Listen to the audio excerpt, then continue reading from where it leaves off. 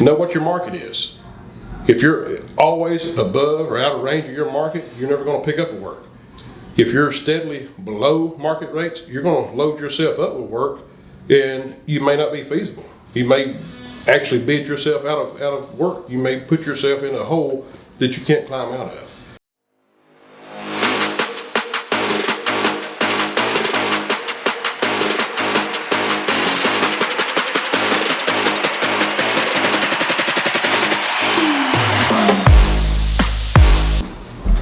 Hi guys, Jeff here with ProfitDig again. I'm going to try to give you a few helpful tips today. One thing we'll start off talking about is knowing your market.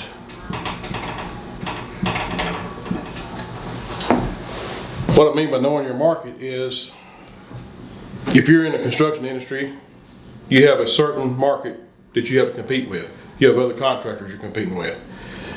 So knowing your market in your area that you have potential business or places you want to do business in, you got to know what your rates are going to be that you got to compete against.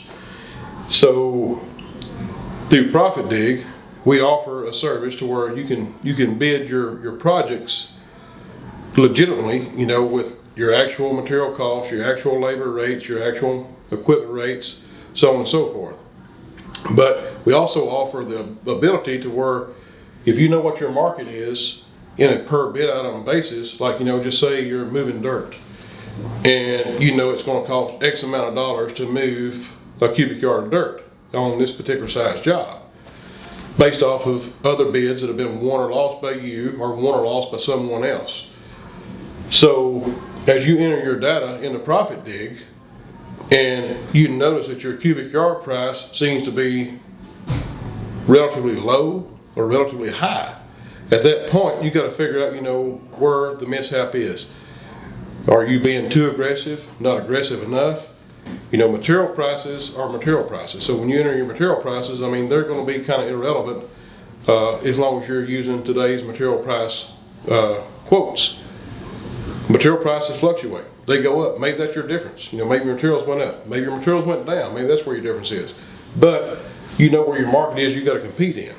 So you've got to try to be able to match that market. Well, through ProfitDig, we allow the opportunity, or give you the opportunity, to adjust your bids per bid item. So you may have 10, 15 bid items that are legit. They look like they're at market price. Well, here in this one particular bid item, you may be a little higher, a little low, but we give you the availability to go in and adjust that bid item. You got to figure out, what that dysfunction is, why it's not to where you think it should be, and then you can adjust it. Maybe you've put too much labor, too much equipment. Maybe you haven't got enough labor, enough equipment, but you can go in and adjust that based off the materials or the information you put in. Maybe you're a new contractor. Maybe you have no idea what your local market is or what you're competing against. I would recommend going back and pulling data from your local TDOT bids. They're all public knowledge. Any kind of bid that's been let in your area in the last few months, as far as any kind of government agency is public knowledge. You can look it up and research it and see, and they give you a bid item, per bid item breakdown of what that bid item should be. So know what your market is. If you're always above or out of range of your market, you're never going to pick up with work. If you're steadily below market rates, you're going to load yourself up with work, and you may not be feasible. You may actually bid yourself out of work. You may put yourself in a hole that you can't climb out of. So you've got to find out what the market is and what you've got to do as far as equipment, people, manpower, whatever it takes to get that job done, and try to be competitive with your competitors. So do your research.